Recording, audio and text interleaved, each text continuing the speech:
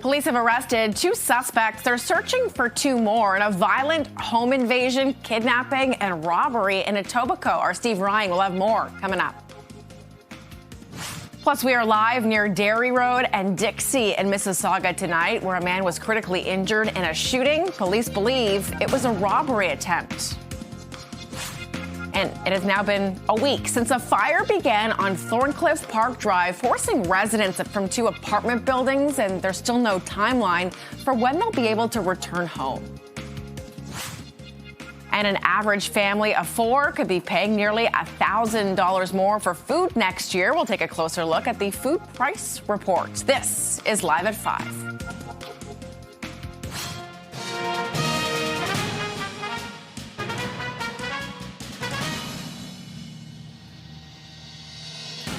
Good evening. Thanks so much for being here. I'm Beatrice Faisman. Welcome to Live at 5.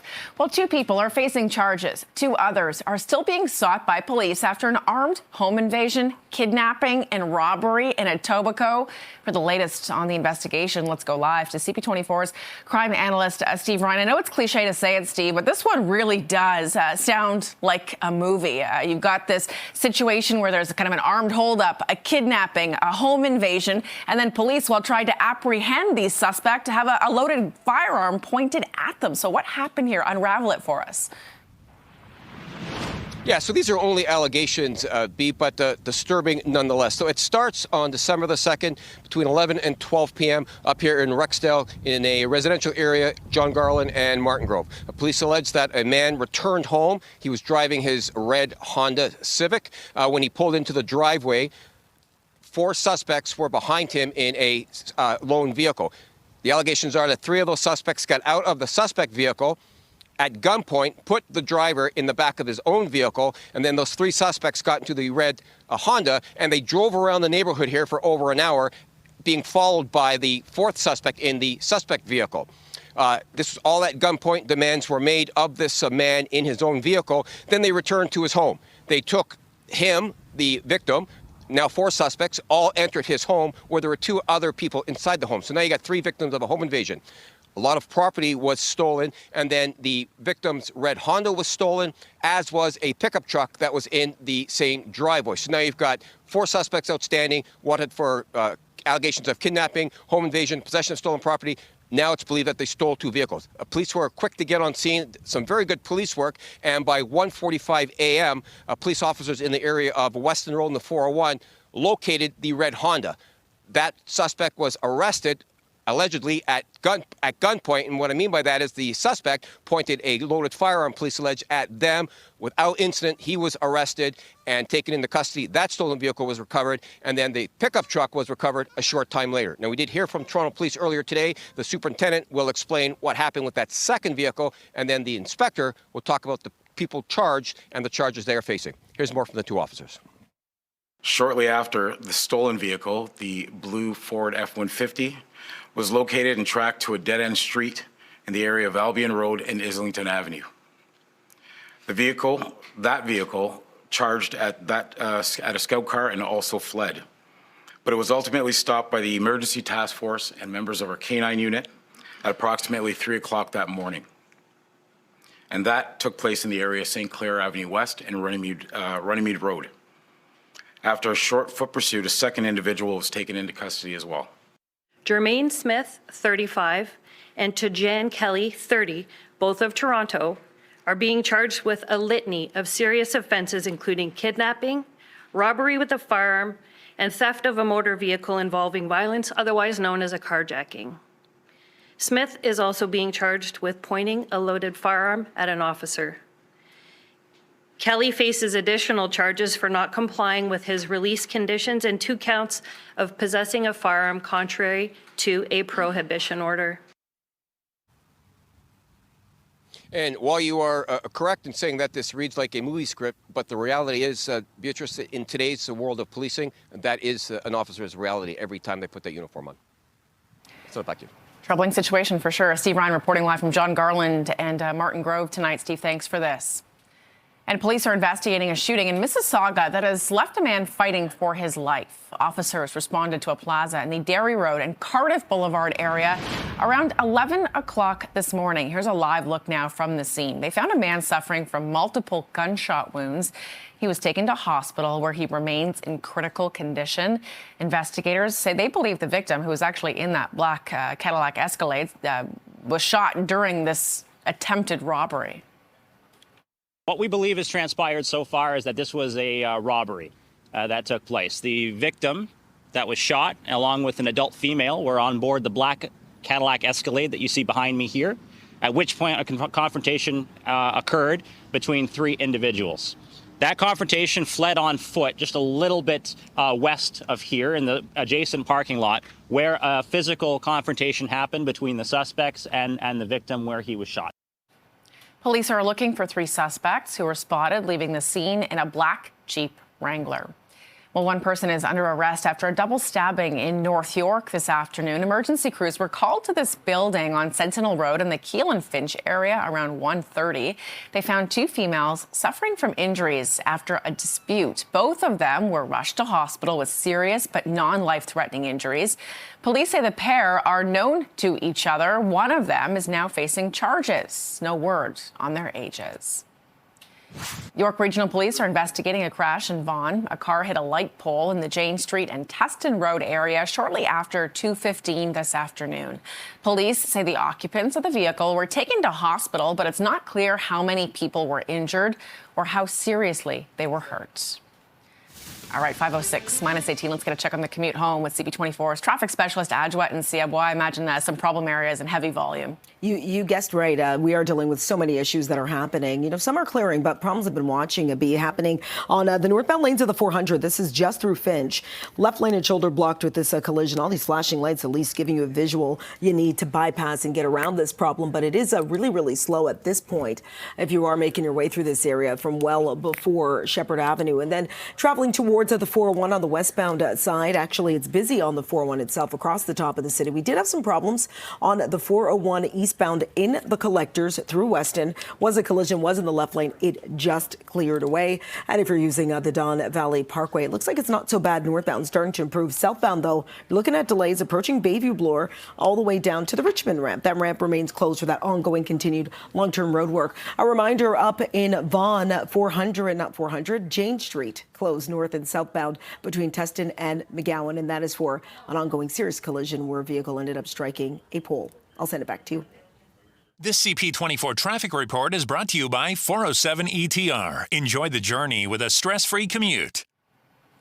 Well, today marks exactly a week since a fire broke out, impacting two apartment buildings in Thorncliffe Park, and there's still no timeline for when residents will be able to go back home. The fire has been slowly burning through particle board in the walls that are shared by these two high-rise buildings at Thorncliffe Park Drive and Overlea Boulevard. Efforts to put it out have been hampered because it's smoldering in a space that is too narrow for crews to access directly. Officials, including the fire chief, have described this blaze as unprecedented. 370 residents have registered with the Red Cross to receive support so far. The city says 239 of them are being put up in hotel rooms. We spoke with the Insurance Bureau of Canada spokesperson about what supports are available for impacted residents. Each home policy, so whether that's condo or renters, offers coverage called additional living expenses, and that coverage pays to reimburse you for costs that you've incurred as a result of not being home. So whether it's paying for laundry, taxis, meals out, that sort of thing. So keep all of those receipts. Toronto Emergency Management says it has been working with displaced residents to help connect them with insurance providers so that they can access the coverage they need. It is 5:09, -9, feeling more like -18. You're watching Live at 5. Coming up, we're learning more about changes that are coming to the city's Blue Box recycling program next year when a private company takes over. Stay with us for that story.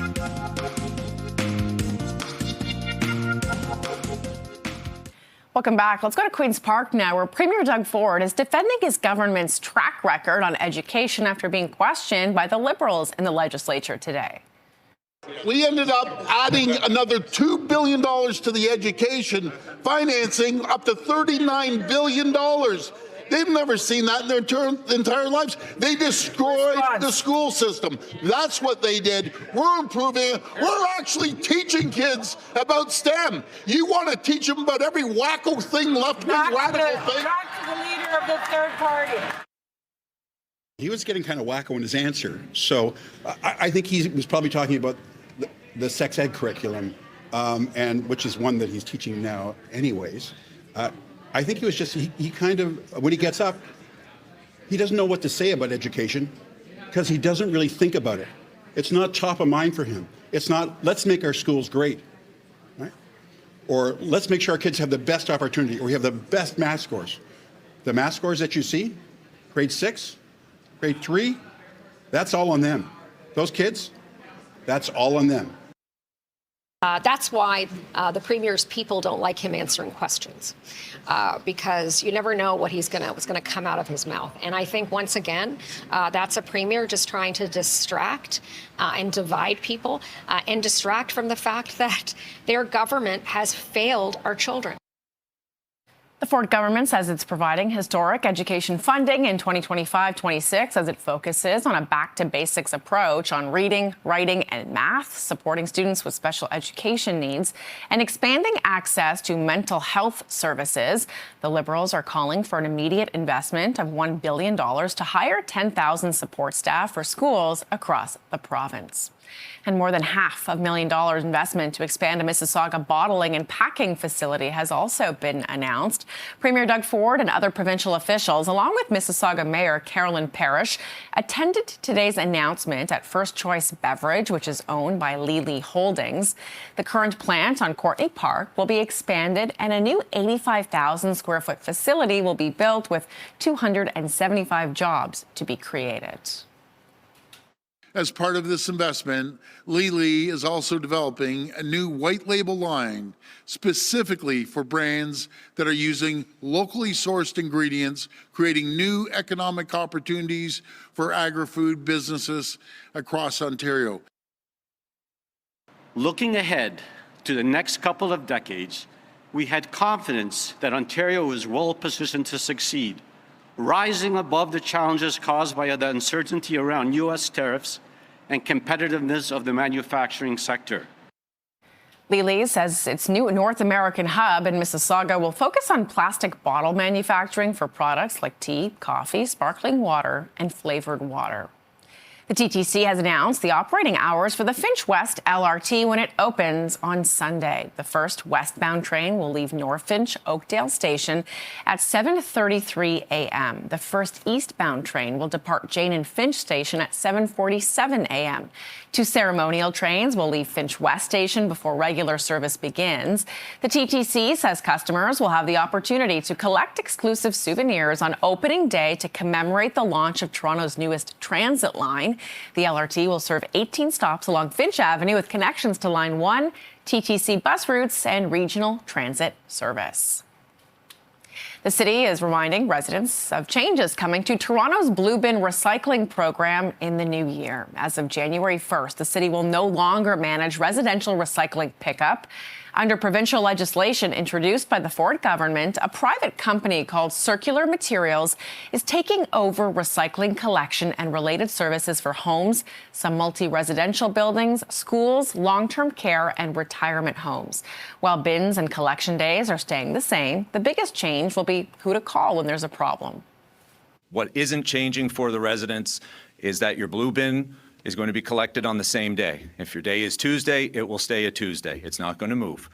You can also continue to use your same blue bin, and the materials that you currently put in are going to be accepted starting January 1st, and there's going to be some new materials that the producers are now allowing into the blue box stream.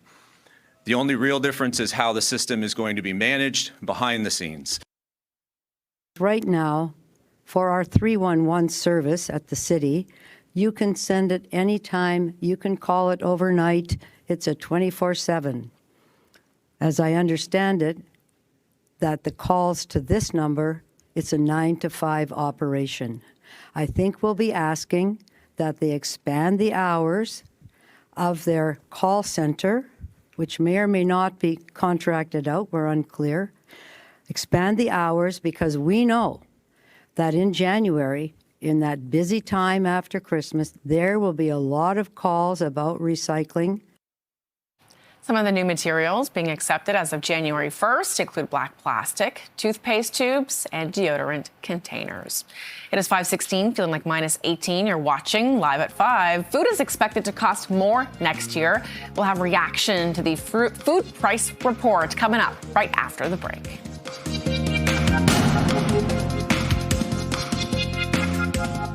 Well, food is expected to take up a bigger share of household budgets next year. The latest food price report, produced by several Canadian universities, is projecting an average family of 4 will pay $994 more for food in 2026 than they did this year.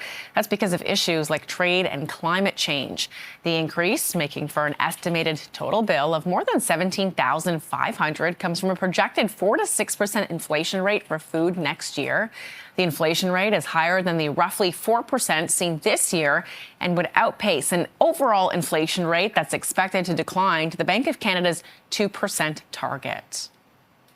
We were predicting that food prices will go up by anywhere between 3 to 5% in 2025. We're at 3.8%, and meat was going to be the culprit. That's exactly what happened. We're expecting again in 2026 to see meat driving food inflation, beef being the number one reason.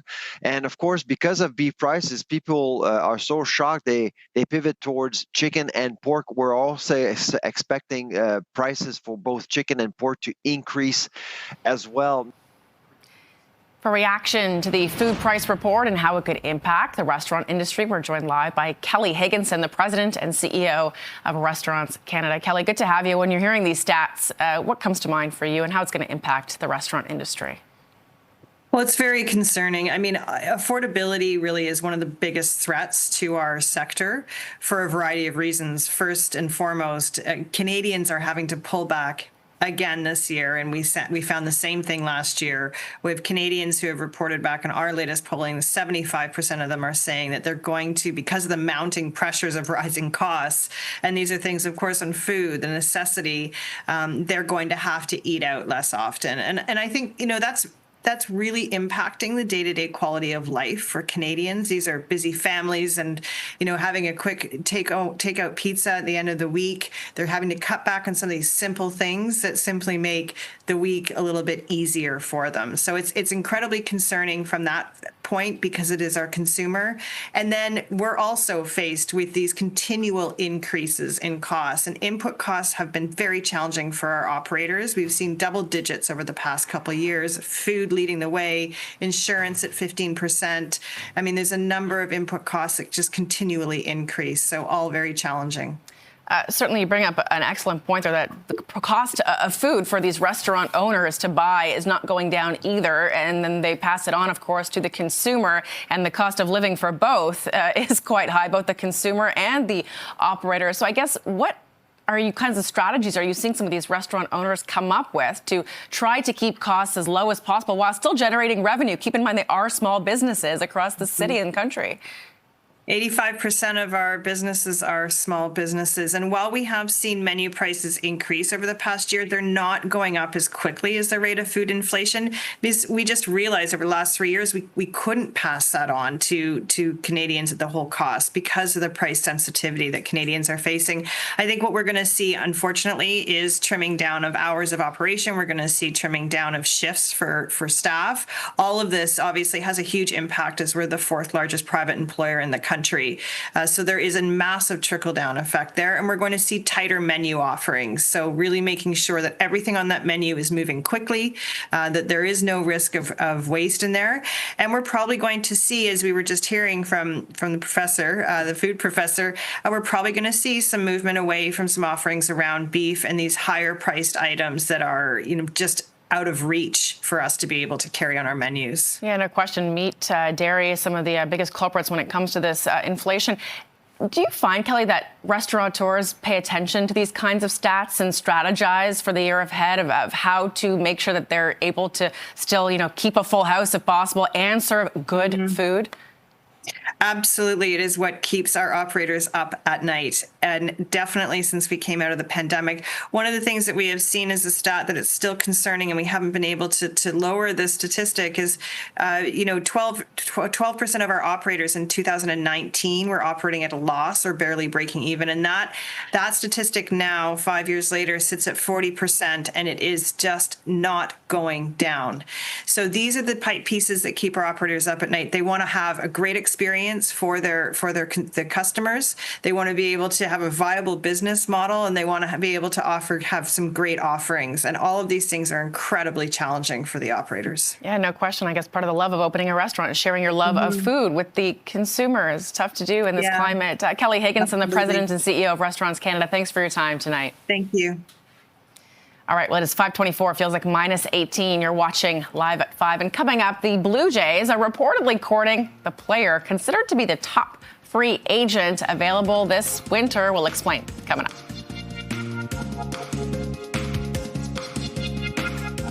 Well, the Blue Jays are reportedly courting the player considered to be the top free agent available this winter. Kyle Tucker visited the Jays spring training complex in Florida, according to MLB.com. The outfielder is coming off an all-star season with the Chicago Cubs that saw him hit .266 with 22 home runs and 73 RBI over 136 games. Tucker is expected to command a contract worth more than $300 million. And another piece of Blue Jays history is going up for auction. And a swing and a fly ball to left field. Back goes Arozarena. She's gone! Yeah, I remember that. The 3-run home run ball that George Springer hit in Game 7 of the ALCS. The ball that got the Jays to the World Series for the first time in 32 years will be sold to the highest bidder. The current bid is $10,000 US, and the auction ends December 13th. I have a feeling it's going to go more than $10K. It all comes after Addison Barger's World Series Grand Slam ball was put up for auction. The current bid for that is $19,000 US. And Mississauga's Josh Naylor has won the Tip O'Neill Award as Canada's top MLB player. The first baseman split the season between the Diamondbacks and the Mariners. He led all Canadians, hitting .295 with 92 RBIs and 30 stolen bases. The Mariners ultimately fell to the Blue Jays in the ALCS. Naylor later re-signed with the Mariners for a 5-year deal worth $92.5 million. 5:28 feels like minus 18. You're watching Live at 5. We are live near Dixie and Derry in Mississauga tonight, where a man is in critical condition after a shooting. We'll get a live update from the scene coming up in moments.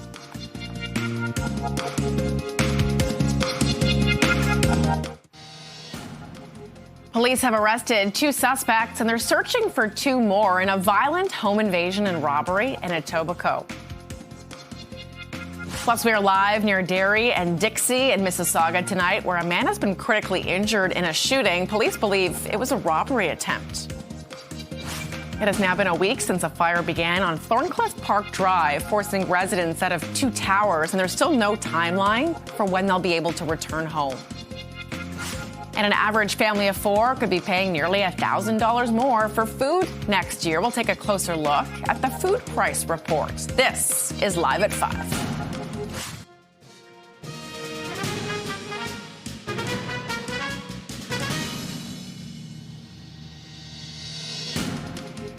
Good evening. Thanks for being here. I'm Beatrice Faisman. Welcome to Live at 5. Well, police are investigating a shooting at a plaza in Mississauga that has left a man with life-threatening injuries. For the very latest, CTV's John Musselman joins us now live from Mississauga with the latest. We heard an update from Peel Police. John, what did they say? Well, Beatrice, as you mentioned, the plaza is just behind me here. We can tell you that what police tell us is that this was an attempted robbery. A man and a woman pulled into the parking lot in a Cadillac Escalade. They were approached by 3 suspects. They apparently were trying to get a bag away from a woman who was holding this bag when she was in the car. It spread over to this parking lot right behind me. There was a confrontation. A baseball bat was also involved. and then a gun was drawn, and the other man who was with that woman trying to help her was shot, and he was rushed to hospital in critical condition. Now, what the information we have from police is that they are looking for 3 suspects who took off from this scene in a dark-colored Jeep. They are asking for help in trying to locate those suspects, but it was quite a situation for many of the people who work in the area hearing the gunshots ring out. We did have a chance to speak with Peel Regional Police earlier today. Here's what they had to tell us. This appears to be that this is targeted. So when you have people arrive on scene and approach individual specific, there's an altercation with them, and then they leave. At least at this point, we're satisfied that this is not a random incident, and we believe it to be a robbery attempt at this point. So as you heard from the officer there, yes, this does appear to be targeted. One business person we spoke to said it appeared that the suspects were in a car in this parking lot. They appeared to be waiting for that Cadillac to pull in, and that's when this all went down. Anyone with information or may have seen that car fleeing the scene, Beatrice, they're asked to call Peel Regional Police. Reporting live at the scene, I'm John Musselman. I'll send it back to you. All right, John, reporting live in Mississauga tonight. John, thanks so much for this. Let's get to another story here out of Toronto that also police gave an update on today. 2 people are in custody. 2 others are wanted after an armed home invasion and robbery in Etobicoke. Police say 3 suspects held 3 people at gunpoint at a home near Martin Grove and John Garland early yesterday morning. They stole jewelry, clothing, cash, and cannabis and took off in the victims' vehicles, a blue Ford F-150 and a red Honda Civic. That Civic was then located by officers near the 401 and Weston Road and was blocked in by police vehicles. As the suspect tried to run away, police say he pointed a loaded gun at the officers. They managed to seize the weapon and arrest the suspect. Shortly after, the stolen vehicle, the blue Ford F-150, was located and tracked to a dead-end street in the area of Albion Road and Islington Avenue. That vehicle charged at a scout car and also fled. But it was ultimately stopped by the emergency task force and members of our K-9 unit at approximately 3 o'clock that morning. And that took place in the area of St. Clair Avenue West and Runnymede Road. After a short foot pursuit, a second individual was taken into custody as well. I am appealing to the public for anyone who is in the area of Martin Grove and John Garland Boulevard between 11 p.m. and 12:30 a.m., or in the Weston Road and Highway 401 area known as the Crossroads Plaza, or the Runnymede and St. Clair Avenue Road area between 1 a.m. and 3 a.m. We are asking for dash cam footage, residential home surveillance camera footage, or any retail business footage that could assist us in identifying the outstanding suspects and their vehicle. 35-year-old Jermaine Smith and 30-year-old Tajahan Kelly are facing a combined 23 charges, including kidnapping and armed robbery. Let's go to North York now, where one person is under arrest after a stabbing this afternoon. Emergency crews were called to this building on Sentinel Road. That's in the Keele and Finch area around 1:30. They found 2 females suffering from injuries following a dispute. Both of them were taken to hospital with serious but non-life-threatening injuries. Police say the pair of women are known to one another. One of them is now facing charges. There is no word on their ages. And York Regional Police are investigating a crash in Vaughan. A car hit a light pole in the Jane Street and Teston Road area shortly after 2:15 this afternoon. Police say the occupants of the vehicle were taken to hospital, but it's not clear how many people were injured or how seriously they were hurt. Today marks a week since a fire broke out, impacting 2 condo buildings in Thorncliffe Park, and there's still no timeline for when residents will actually be able to go back home. The fire has been slowly burning through particle boards in the walls shared by these 2 high-rise buildings at Thorncliffe Park Drive and Overley Boulevard. Efforts to put it out have been hampered because it's smoldering in a space that officials say is just too narrow for crews to access directly. Chief Jim Jessup described the fire as unprecedented. 370 residents have registered with the Red Cross to receive support so far. The city says 239 of them are being put up in hotel rooms. A spokesperson for the Insurance Bureau of Canada talked to CP24 about what impacted residents need to know when it comes to submitting claims for damages. When you do gain entry to your home again, take pictures of any damage and keep a list of all of the property that has been damaged or broken or whatever the case may be, and submit that to your insurance company to get your claim started. Emergency Management says it has been working with displaced residents to help connect them with insurance providers so they can access the coverage they need.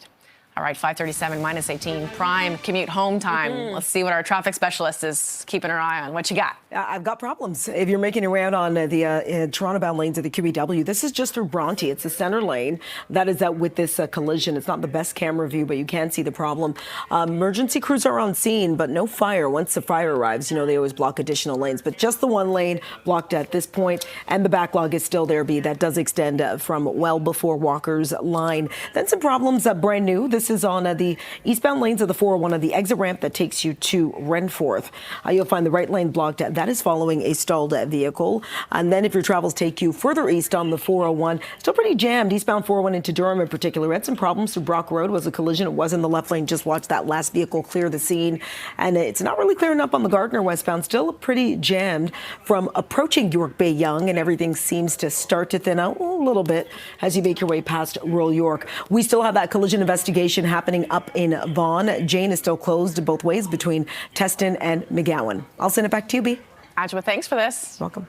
5:38 minus 18. You're watching Live at 5. The Finch West LRT opens this Sunday. The TTC has just announced the operating hours for the new Line 6. We'll have more on that coming up.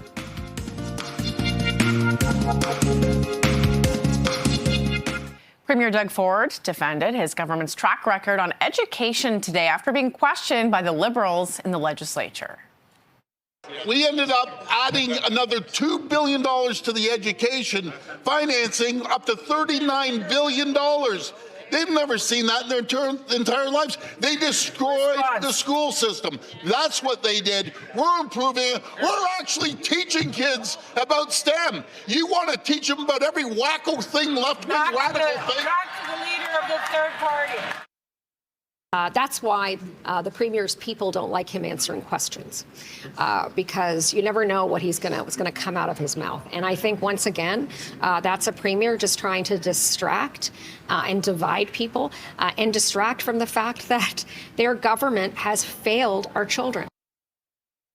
He was getting kind of wacko in his answer. So I think he was probably talking about the sex ed curriculum, and which is one that he's teaching now anyways. I think he was just, he kind of, when he gets up, he doesn't know what to say about education because he doesn't really think about it. It's not top of mind for him. It's not, let's make our schools great, right? Or let's make sure our kids have the best opportunity, or we have the best math scores. The math scores that you see, grade 6, grade 3, that's all on them. Those kids, that's all on them. The Ford government says that it's providing historic education funding in 2025-26 as it focuses on a back-to-basics approach on reading, writing, and math, supporting students with special education needs and expanding access to mental health services. The Liberals are calling for an immediate investment of $1 billion to hire 10,000 support staff for schools across the province. Well, more than $500,000 investment to expand a Mississauga bottling and packing facility was announced today. Premier Dec.4 and other provincial officials, along with Mississauga's Mayor, Carolyn Parrish, attended today's announcement at First Choice Beverage, which is owned by Lely Holdings. The current plant on Courtney Park will be expanded, and a new 85,000 square foot facility will be built with 275 jobs to be created. Today's investment is a game changer, not just for Mississauga workers and families, but for our province as a whole. As the cost of tariff impacts families and businesses, it's never been more important to bring more of our food and beverage production back home, support our local farms and growers, and keep essential industries where they belong, right here in Ontario. Through flexible production, health-focused processing, and sustainable practices, we aim to drive Ontario's food and beverage technology ecosystem forward, particularly in the fast-growing ready-to-drink market. We're truly excited about what this means for Mississauga and for Ontario. specifically more jobs, stronger local industry, and continued economic leadership for our province. Lely says its new North American hub in Mississauga will focus on plastic bottle manufacturing for products like tea, coffee, sparkling water, and flavored water. Opposition leader Mart Stiles questioned the Ford government's $100 million loan to Algoma Steel today, just days after the Sault Ste. Marie company announced it's laying off 1,000 workers. Sault Ste. Marie is bracing for 1,000 workers to be let go from Algoma Steel. The community cannot handle 1,000 more job seekers. The Premier is saying to 1,000 people that they are going to lose their jobs, and apparently that is just a sacrifice he is willing to make. The Premier handed $100 million over to the big bosses with no strings attached. So let me be clear, is the Premier okay with 1,000 people losing their jobs in Sault Ste. Marie? Recognize the Minister of Economic Development. Speaker, the $100 million loan that our government provided was critical to saving as many jobs as possible. They are open today because we put a $100 million loan in. The CEO's own words, we simply could not survive without the financing that the government provided. They're here today to fight for tomorrow, and we are fighting along with them. We are working with them to create new line for plate steel as countries around the world are looking for new steel. We are working with them because we're investing $200 billion in infrastructure. Those I-beams should be and will be made in Sault Ste. Marie. So today, the $100 million loan that we invested kept them alive long enough now to fight the future, and that's what we'll do together with them. Algoma Steel announced the 1,000 layoffs on Monday to take effect in March. The Sault Ste. Marie-based company received $500 million in federal and provincial loan assistance in September to help it cope with the impact of U.S. tariffs. The Ford government has said that it was aware of the layoffs prior to agreeing to the $100 million loan. Let's get to some transit news now. The TTC has announced the operating hours for the Finch West LRT when it finally opens this Sunday. The first westbound train will leave North Finch Oakdale Station at 7:33 a.m. The first eastbound train will depart Jane and Finch at 7:47. Two ceremonial trains will leave Finch West Station before regular service begins. The TTC says customers will have the opportunity to collect exclusive souvenirs on opening day to commemorate the launch of Toronto's newest transit line. The LRT will serve 18 stops along Finch Avenue with connections to Line 1, TTC bus routes, and regional transit services. The City of Toronto is reminding residents of changes coming to the Blue Bin recycling program in the new year. As of January 1st, the city will no longer manage residential recycling pickup. Under provincial legislation introduced by the Ford government, a private company called Circular Materials is taking over recycling collection and related services for homes, some multi-residential buildings, schools, long-term care and retirement homes. While bins and collection days are staying the same, the biggest change will be who you call when there's a problem. Do not call 311. We encourage all residents, if they have an issue, to call Circular Materials for any miscollection and any broken bin or repairs that are needed.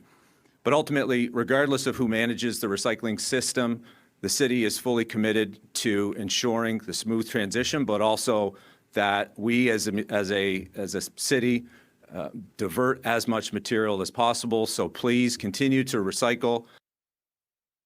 Same bin, same day, different operator. And I think we hope that it is a smooth transition. Circular Materials head office is in Vancouver, I understand, so they may not understand the delicacies of Ontario or particularly Toronto. And we did see the recycling hit the fan up in York Region when everybody got a big bin. And then now the province has had to step in to say, well, we gave you that contract, but you have to do it well. And some of the new materials being accepted as of January 1st include black plastic, toothpaste tubes, and deodorant containers. It is 5:48, feels like -18. You're watching Live at 5. Up ahead, Prime Minister Mark Carney is set to meet with U.S. President Donald Trump in Washington tomorrow. We'll have a preview after the break.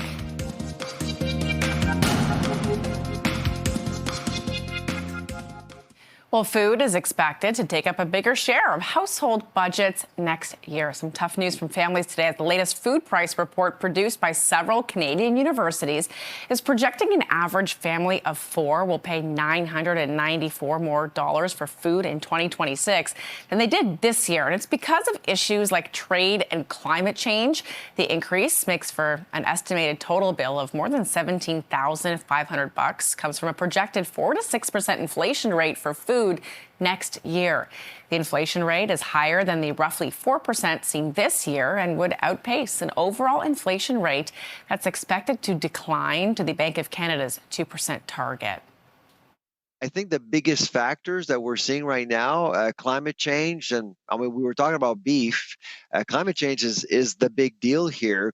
Cocoa, coffee, I'm sorry to say, if you looked at coffee prices in the last few weeks, they're up again. So a pound of coffee is over $4 US right now on world markets. It means that it won't get cheaper. So if you need your coffee fix in the morning, I'd buy now. It won't get any cheaper, unfortunately. But climate change is absolutely the biggest driver.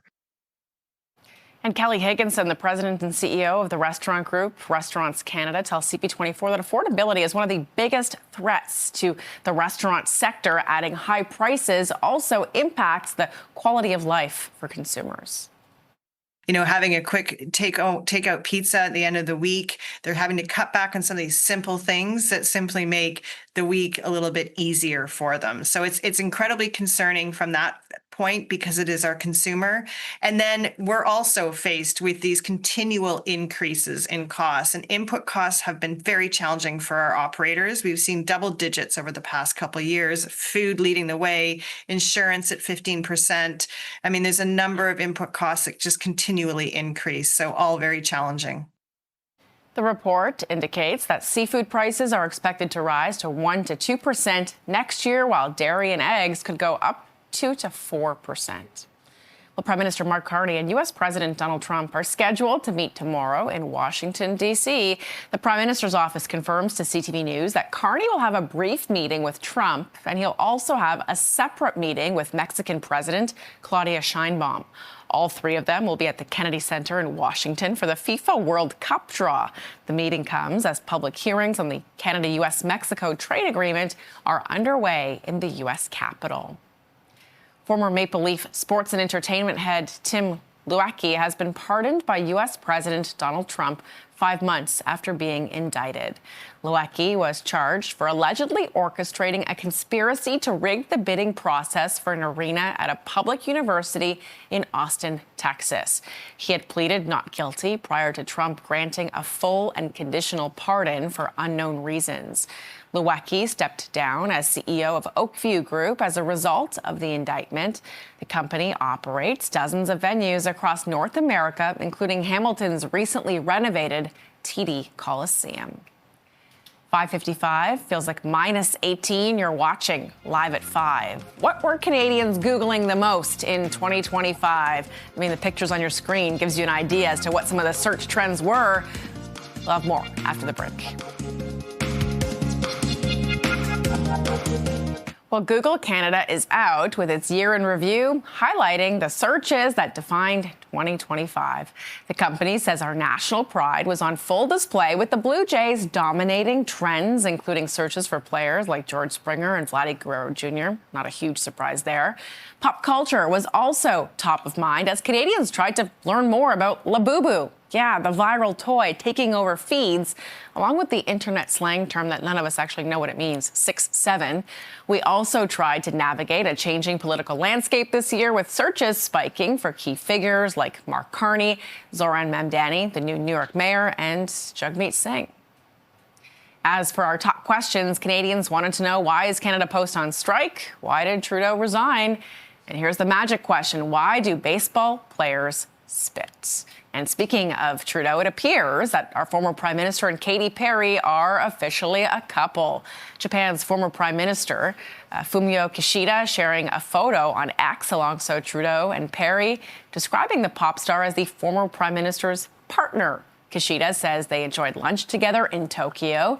Trudeau responded to the post, saying that he and Katy are thankful for the meeting. Rumors of Trudeau and Perry first began being an item started in late July when they were seen dining in Montreal together after her concerts.